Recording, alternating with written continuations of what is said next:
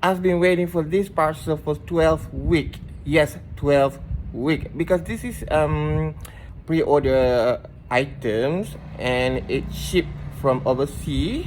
That makes me thinking I don't want to purchase pre-order anymore.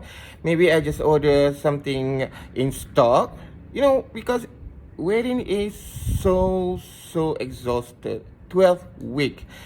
But now it's downstairs. I just got a text from delivery guys that my parcel is downstairs at the security department.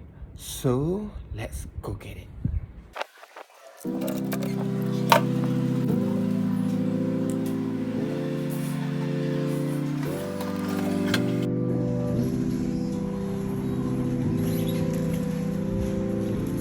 Saya nak ambil gas